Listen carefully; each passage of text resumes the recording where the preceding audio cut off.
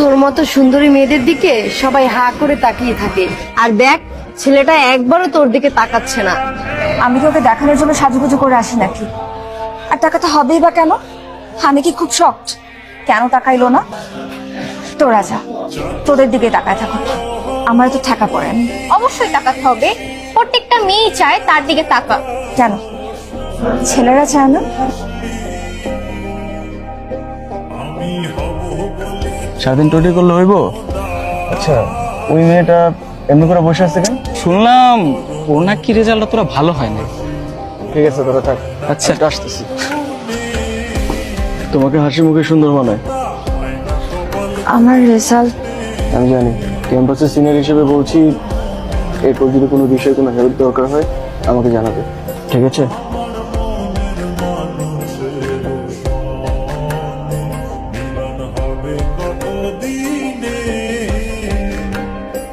শুনলাম তাকে সত্যি এই ছেলের সাথে তোমার সম্পর্ক কি? সম্পর্ক আছে কে বললো? বাড়ি ফিরতেছিলাম, নিজের বাইক দিয়ে নামাই দিচ্ছে। আমি এই ইউনিয়নে পলিটিক্স করি, আমি আশা করব তোমার নিয়ে আমার যেন কোনো বিতর্কে জড়াইতে না হয়।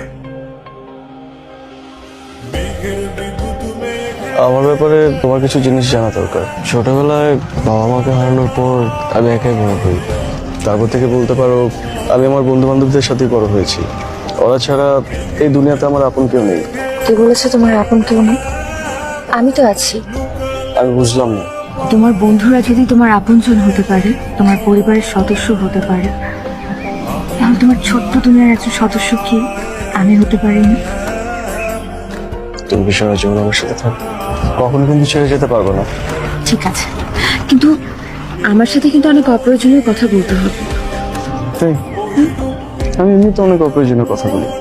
আমাকে নিয়ে পুরো শহর ঘুরে বেড়াতে হবে, আমাকে প্রতিদিন বাসায় ড্রপ দিতে হবে, আর আমি যখন চাইবো আমাকে নিয়ে ঘুরতে বের হবে, তাহলেই হবে। তা মুশফিক ভাই নয়নতারাকে আংটিটা পরিয়ে দিলেন? আরে ধুর, এটা তো খুবই কম দামি একটা জিনিস। দামের কথা কখনো বলতে হয় না, দাম বলে যায় ছোট লোকেরা। তাছাড়া এটা আমার কাছে অনেক দাম।